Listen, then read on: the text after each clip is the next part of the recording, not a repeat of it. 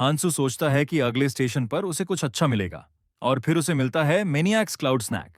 ये दरअसल सिगरेट्स हैं। अगर कोई इन्हें पीना शुरू करे तो उसकी रून स्टैट्स बढ़ती हैं, और अगर कोई पूरा पैक खत्म करके उसका धुआं अंदर खींचे तो उसकी स्टैट्स सीधा 20% तक बढ़ जाती है, और वो भी 10 मिनट तक। हंसू सोचता है कि ये चीज ट्यूटोरियल जोन में काफी काम आ सकती है। फिर उसका दिमाग पुरानी यादों में चला जाता है, जहां एरिस उससे कह रही थी कि सिगरेट मत पिया कर। वो कहती है कि वो इनसे ज्यादा बूढ़ा लगता है और अगर वो यूं ही पीता रहा तो अपना हैंडसम चेहरा खो देगा। लेकिन हंसू खुद से वादा करता है, अब वो वैसा इंसान नहीं रहेगा। फिर वो सबवे से बाहर निकलता है और देखता है कि तीनों जा चुके हैं। अब उसके पास 4 दिन है हिडन पीस के आने से पहले। तो उसके पास दो ऑप्शन हैं। पहला, अगले 2 दिन तक बस हंटिंग करता रहे वेपन्स और रून्स के लिए। दूसरा, ऐसे मिशंस को कंप्लीट करे जिनमें अच्छे रिवॉर्ड्स मिलें। वो सोचता है कि फ्यूचर चाहे जो हो, उसे अभी ऐसे मिशंस करने चाहिए जिनके प्राइजेस अच्छे हों। अब उसके पास जो सबसे प्रॉमिसिंग मिशन बचा है वो है स्टोन ऑफ अ सेज, जिसमें उसके साथ होगा एक क्लमजी मेज। ये मिशन उसकी स्टैट्स को 10 गुना बढ़ा देता है और बड़े से बड़ा जख्म भी हील कर देता है। हांसू को पता है कि ये आर्टिफैक्ट सिर्फ ट्यूटोरियल जोन में नहीं बल्कि रेड जोन में भी काफी रेयर होता है। उसे याद आता है पास्ट में एरन नाम की लड़की ने यह मिशन कंप्लीट किया था। वो डेथ स्क्वाड की एक मेंबर थी जो एक मिशन में अबिस में गिर गई थी। उसके अपने लोग ही उसे धोखा दे गए थे और गुस्से में उसकी पावर्स जाग उठी थीं। उसने लगभग सबको मार डाला था और फिर खुदकुशी की कोशिश की। उसी के बाद यह मिशन अनलॉक हुआ था। लेकिन हंसू सोचता है कि यह मिशन उसके लिए नहीं है, क्योंकि वो यहां लोगों को बचाने आया है। अब वो सोचता है कि कोई दूसरा मिशन कर ले, जैसे कि selfish rich mains food bag. उसे लगता है कि इस मिशन से उसकी स्टैमिना बनी रहेगी। अब वो वापस कन्वीनियंस स्टोर आता है, लेकिन देखता है कि जिन और बाकी सब ने सारा खाना और वो सामान भी ले लिया जो उसने जमीन से खुद निकाला था। हांसू सोचता है, अब माहौल गर्म होने वाला है, और फिर भी इन्होंने उसके साथ ये सब किया। अब सीन कट होता है गैंगनम स्टेशन के बाहर। कुछ लोग सारे सप्लाईज उठा रहे हैं और मीही और बाकी सब उन्हें चुपचाप देख रहे हैं। वो सोचते हैं इतने कम टाइम में ये सब कैसे उठा लिया। लेकिन मीही कहती है कि वो इनसे लड़ नहीं सकते। उनके पास एबिलिटीज हैं, लेकिन उनके स्टैट्स उन गुंडों के मुकाबले कुछ भी नहीं। संग कहता है, कुछ भी करने से पहले हांसू का इंतजार करते हैं। कपल भी हैरान है, हंसू ने कभी इतना बात नहीं किया था। मीही कहती है, हमें यकीन ही नहीं हो रहा कि इन लोगों ने इतनी जल्दी स्टोर तक पहुंच भी कैसे गए। और तभी जब गुंडे सामान ले जा रहे होते हैं, उनमें से एक पीछे मुड़कर हाथ हिलाता है। सब चौंक जाते हैं, लेकिन जिन कहता है, इग्नोर करो, चलो आगे सप्लाईज ढूंढते हैं। अब जिन कुछ लड़कों के सामने खड़ा है और कहता है अगर खाना चाहिए तो सबवे में मिलेगा। वो उन्हें रास्ता दिखाने का ऑफर भी करता है। असल में जिन सोचता है, हंसू को इन सब से लड़ना पड़ेगा और तब मैं उससे मदद मांगूंगा। एक लड़का उस पर भरोसा नहीं करता तो जिन उसकी शक्ल पर मुक्का मार देता है और कहता है, मैं तुमसे ताकतवर हूं, मेरी बात मानो। वो उन्हें समझाता है, ये उनके लिए एक मौका है। अब सब एक कमरे में बैठे हैं और मिही बाहर चलते हांसू को देखती है और राहत की सांस लेती है। जैसे ही हंसू पास आता है और वो कहती है, कुछ गुंडे हमारे सारे सामान ले गए हैं। लेकिन हंसू बहुत शांत लहजे में कहता है, हाँ, मैंने रास्ते में देखा था। फिर वो पूछता है, अब तुम्हारे पास कितना खाना है? उनके पास बहुत कम खाना बचा है। जिन कहता है, हमें वो खाना वापस उनसे चुराना होगा। और फिर वो हांसू को लड़ाई में साथ देने का ऑफर देता है। लेकिन हंसू कहता है, पहले खाना खाते हैं। जिन गुस्से में बोलता है, हमने अपनी जान दांव पर लगाई और तुम ऐसे ही ले लोगे। वो कहता है, अगर हांसू कुछ अच्छा दे दे तो सोचूंगा। मीही कहती है, हमने सबके लिए खाना लाया था। लेकिन जैन साफ कहता है, मैं फ्री में कुछ नहीं दूंगा। वो कहता है, जब हम स्ट्रगल कर रहे थे तब हांसू ने एक उंगली तक नहीं उठाई। जिन सोचता है, अगर सब मेरे साथ आ जाए तो मैं हांसू को आराम से हरा सकता हूं। हंसू कहता है, मेरे पास देने के लिए कुछ नहीं है। लेकिन जैन जिद करता है, कुछ तो होगा, क्यों नहीं सबको दिखाते। अब कपल भी क्यूरियस हो जाते हैं कि हांसू के पास क्या चीज छुपी हुई है। जिन कहता है कि वो अकेले किसी रहस्यमयी जगह गया था और फिर जिद करने लगता है कि हांसू उसे कुछ दे। हांसू चुपचाप अपनी जेब से एक चॉकलेट निकालता है और उसे पकड़ा देता है। फिर हांसू अकेले ही वहां से निकल पड़ता है, क्योंकि अब उसे किसी की जरूरत नहीं है। जिन चिल्लाकर पूछता है, तू जा कहां रहा है? हांसू मन ही मन एरिस को याद करता है। सोचता है कि उसने उसकी बात मानने की कोशिश तो की थी। फिर कांगटे की वो लाइन याद आती है, तू मेरी नजरों में चुभ रहा है, मैं तुझे खत्म कर दूंगा। लेकिन हांसू सोचता है, ये लाइन तो बहुत ही क्रिंज है, मैं तो किसी को भी ये नहीं कह सकता। अब वो दरवाजा खोलते हुए कहता है, अपना ध्यान रखना और मजबूत बने रहो। दूसरी तरफ लड़कियां कह रही हैं, ऐसी छोटी बातों पे झगड़ना बेकार है। फिर वो मिही से कहती हैं, जा, उसे मना ले वापस आने को। जिन गुस्से में कहता है, जाने दो उसे, फ्री का खाना चाहिए था बस। जब भूखा रहेगा तो खुद ही लौट कर आएगा। लेकिन तभी मिही दौड़ती है हंसू के पीछे और उसके जैकेट को पीछे से पकड़ लेती है। मैं भी चलूंगी तेरे साथ। हंसू उसे रोकते हुए कहता है, मैं तुझे साथ नहीं ले जा सकता। लेकिन फिर वो कहता है, अगर तू आना चाहती है तो खुद तय कर, मैंने पहले ही कह दिया था। जिन चिल्लाता है, मैं मिही को नहीं जाने दूंगा, मैंने उसे अपने कुछ रूल्स दिए थे। वो कहता है, संग जाए तो जाए, लेकिन मिही को नहीं जाने दूंगा। संग अब चुप नहीं रहता। हमें तो पता भी नहीं हमारे माँ बाप जिंदा हैं या नहीं, फिर तू मेरे पिता से कैसे शिकायत करेगा। फिर संग गुस्से में कहता है, अब मैं तेरी नहीं सुनने वाला जैसे पहले सुनता था।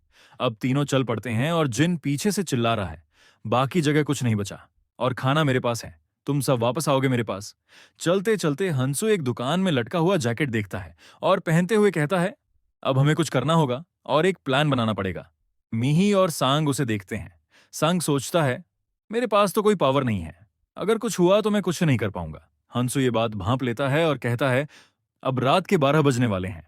मिही और सांग डर कर पूछते हैं, क्या होने वाला है और चांद को क्या हुआ। तभी चांद पर एक आंख खुल जाती है। मिही चिल्लाती है, चांद ने अपनी आंख खोल दी। अब सब घबरा जाते हैं और तभी संग देखता है कि उसके हाथ में जो खाना था वो अब रेत में बदल रहा है।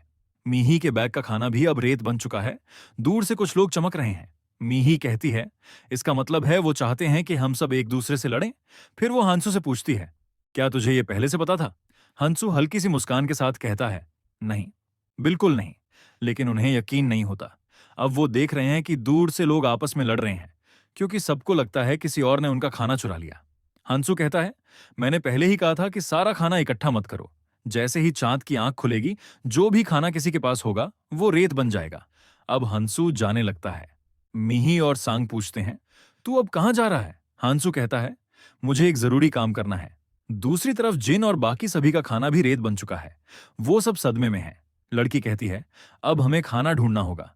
जिन गुस्से में सोचता है, हांसू को सब पहले से पता था और उसने हमें बताया तक नहीं। अब जिन लोगों को जिन ने खाना देने की बात की थी वो अब उसे ढूंढते हुए बहुत गुस्से में आ रहे हैं। जिन कहता है, सब अलग हो जाओ, फिर एक एक करके लड़ेंगे। लेकिन एक लड़की कहती है, हमें हांसू के पास जाना चाहिए। जिन भड़कता है, जिसने हमें खतरे में छोड़ा, अब उसी से मदद मांगने जाना चाहती हो। कपल अब उसे मनाने की कोशिश करता है, अगर वो बदमाश हमें नहीं मिले तो हांसू और उसके लोग उनके निशाने पर होंगे, हमें उनकी मदद करनी चाहिए। जिन सोचता है, ठीक है, एक अस्थायी अलायंस ठीक है, और मैं खुद बहुत स्ट्रांग हूं, अब मैं हांसू की मदद करने जा रहा हूं। अब वो सब पीछे के दरवाजे से बाहर निकलते हैं। अचानक कुछ चिपचिपा जिन की टांगों को पकड़ लेता है और वो जमीन पर गिर जाता है। बाकी मेंबर्स सोच रहे होते हैं कि उसकी मदद करें या नहीं, लेकिन तभी विलेन और उसके लोग पीछे से आ जाते हैं और उन्हें धमकी देते हैं कि अगर भागे नहीं तो उन्हें भी पकड़ लेंगे। जिन अब भी मदद की भीख मांग रहा होता है, लेकिन सब अपनी जान बचाकर भाग रहे होते हैं। उस ग्रुप का लीडर अब जिन की टांगों में लिपटे चिपचिपे जाल के बारे में बताता है। वो ओरुरुन का फ्लाई पेपर है। फिर वो जिन से बाकी मेंबर्स की जानकारी मांगता है, लेकिन जिन चुप रहता है। तभी वो आदमी जमीन पर जोर से पैर मारता है और नीचे की जमीन टुकड़ों में बिखर जाती है। जिन बुरी तरह डर जाता है और अब सब कुछ बताने को तैयार हो जाता है। अब वो आदमी जिसकी नाक जिन ने तोड़ी थी आगे आता है और मुस्कुराते हुए कहता है कि अब उसका बदला लेने का वक्त आ गया है। लेकिन जिन कहता है कि अगर साथ काम करना है तो सब कुछ मॉडरेशन में होना चाहिए। तो वो आदमी अपने लोगों को कहता है, मॉडरेशन में पीटो इसे, और सब जिन को बारी बारी से लातों से मारने लगते हैं। उधर वो कपल अब हंसू, मिही और सांग को ढूंढते हुए पहुंचते हैं, जो आराम से खाना खा रहे होते हैं। वो दोनों बिल्कुल नॉर्मल अंदाज में चलकर आते हैं और कहते हैं, चलो साथ में खाते हैं। लेकिन हमारा प्रोटैगनिस्ट तुरंत अपना हथियार निकालता है और उन दोनों की तरफ पॉइंट करके कहता है कि यहां से चले जाओ, अब वापस मत आना। वो दोनों कहते हैं कि इसमें उनकी कोई गलती नहीं है, ये सब जिन की वजह से हुआ है। लेकिन हंसू मुस्कुराते हुए कहता है कि उसकी पावर्स ने बता दिया था कि इनके लिए आगे सब कुछ अच्छा नहीं रहने वाला। मिही और सांग हैरान होकर पूछते हैं, तेरी पावर्स तुझे ये सब भी बता देती है। हंसू उन्हें बताने लगता है कि कैसे उसकी पावर्स ने पहले ही उसे बता दिया था कि अगर ये दोनों उसके साथ रहे तो ये उसके लिए बहुत डेंजरस साबित होंगे। इसी बीच वो विलेन और उसके सारे मेंबर्स उस कपल के पीछे आकर खड़े हो जाते हैं। अब मिही डर के मारे कांप रही होती है। अब वो लोग selfish rich mains food bag की बात बताते हैं और उसकी कंडीशंस भी। जब तक मून की आंख खुली है, जितना खाना हो पकाओ और खाओ, लेकिन दूसरी शर्त यह है, किसी के साथ खाना शेयर नहीं करना। जो इंसान अकेले खाता है और किसी से शेयर नहीं करता, वही इस बैग का खाना खा सकता है। इन मिशन को बनाने वालों का सेंस ऑफ ह्यूमर वाकई बहुत ट्विस्टेड है। हर हाल में शांत रहना जरूरी है। इसी बीच जिन भी उन्हीं लोगों के साथ खड़ा है और बुरी तरह घायल है। लड़की उससे पूछती है, तू ठीक है? लेकिन जिन गुस्से से चिल्लाता है कि अब क्यों पूछ रही हो, जब उसे जरूरत थी तब तो सब उसे छोड़कर भाग गए। लड़की कहती है कि वो तो बस मदद लेने गई थी, लेकिन जिन उस पर चिल्लाता रहता है। तभी उस ग्रुप का लीडर जिन के कंधे पर हाथ रखकर कहता है कि उसे शांत होना चाहिए। अब वो आदमी हांसू से कहता है कि उसके पास अच्छे स्किल्स हैं और पूछता है कि उसे ये मीट कहाँ से मिला। हांसू जवाब देता है, मीट तो हर जगह है और मुझे किसी को सफाई देने की जरूरत नहीं। लेकिन उनमें से एक आदमी कहता है कि कुछ लोग पहले भी ये मीट खा चुके हैं और अब भी डिहाइड्रेशन से तड़प रहे हैं। ये मीट टॉक्सिक है। तभी हमारा प्रोटेगनिस्ट उन्हें बताता है कि इस मीट को गॉब्लिन्स ब्लड में उबालो तो ये खाने लायक हो जाएगा। जिन अब बताता है कि उसके पास सुपर पावर्स हैं और इसलिए उसे इस स्टेशन में बहुत सी अच्छी चीजें मिल गईं। अब वो लोग कहते हैं कि चलो उससे लड़ाई करते हैं, क्योंकि उनकी संख्या ज्यादा है। लेकिन लीडर जिन को कहता है कि जाओ, अपने दोस्त के पास बैठो और उसके साथ खाओ। आखिर तुम दोनों दोस्त हो। जिन सोच रहा होता है कि ये आदमी उसे ऑर्डर क्यों दे रहा है, और ये भी कि हांसू इतने लोगों के सामने कोई सीन नहीं बनाएगा। जैसे ही जिन आगे बढ़ता है, एरिस चिल्लाकर कहती है, लाइन पार मत करना। लेकिन जैसे ही जिन एक टांग लाइन के पार रखता है, हांसू अपने हथियार से उसकी टांग काट देता है। जिन जमीन पर गिर जाता है और चिल्लाता है, एक टुकड़े मीट के लिए मेरी टांग काट दी। अब वो बाकी लोगों से कहता है, ऐसा लड़का जो मीट के लिए अपनी टांग काट सकता है, वो रून्स के लिए कुछ भी कर सकता है। इसे मार दो।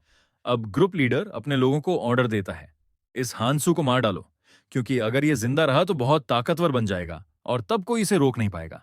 लेकिन अभी हमारे पास हथियार हैं, अभी के अभी इसे खत्म कर दो। हांसू सबको घूर रहा होता है और उसे याद आता है, एरिस हमेशा कहती थी, दुश्मन मत बनाओ। लेकिन कीलियन कहता था, अगर दुश्मन सामने खड़ा हो तो उसे कुचल दो। अब हांसू अपने रून्स निकालता है और उस विलन का ऑर्डर आता है, हमला करो। तो हांसू कहता है, चूंकि तुम लोगों ने शुरुआत की है, तो मेरा मिशन प्रैक्टिस भी तुम लोगों पर ही होगा। अब हांसू उन पर हमला करता है। सारे रून्स अब्सॉर्ब करने के बाद वो पहले से कहीं ज्यादा ताकतवर हो चुका है। वो सबको हराकर अब उस विलन की तरफ बढ़ता है और कहता है, अब तेरी बारी है। विलन कहता है, किसी को मारना आसान नहीं होता, ये कोई मॉन्स्टर नहीं, इंसान है, ये मर्डर है। लेकिन हांसू दौड़ता है और चंद सेकंड में उस विलेन के शरीर को दो हिस्सों में काट देता है। अब वो विलेन जमीन पर मरा पड़ा है और बाकी सब लोग दर्द में तड़प रहे हैं। हांसू उस कपल से पूछता है, भागना चाहते हो या इनकी तरह मरना? और वो कपल तुरंत वहां से भाग जाता है। हांसू अब वापस अपनी जगह बैठा है और उसी तरह मीट खा रहा है जैसे पहले खा रहा था। मीही और सांग उसे घूरते हुए, जो अभी अभी हुआ, उसे समझने की कोशिश कर रहे हैं। अब मून की आंखें बंद हो रही हैं और हमारा प्रोटोगनिस्ट बाकी मेंबर्स के साथ आगे बढ़ रहा है। हांसू सोच रहा है, आज बहुत खा लिया, उल्टी करने का मन हो रहा है। तभी उसकी नजर जाती है उस मैजिकल फूड बैग पर, जो 5 गुना ज्यादा खाना कैरी कर सकता है और मिडनाइट मून से उस खाने की रक्षा भी करता है। ये बैग 2 हफ्तों का खाना कैरी कर सकता है। मीही पूछती है, क्या उसने वाकई में सबको मार डाला है? हांसू उसे देखता है और मजाक में कहता है कि वो कितनी डरावनी औरत है। लेकिन मीही चिल्लाने लगती है और कहती है कि वो बस उसके लिए चिंतित है, पर अंदर से वो सोच रही है कि उसे अब हांसू की चिंता करने की जरूरत नहीं है, क्योंकि वो दिन ब दिन और ताकतवर होता जा रहा है। मी अब अपने आप को इस सिचुएशन में ढाल रही है और यही तो एक नॉर्मल सोचने का तरीका होता है।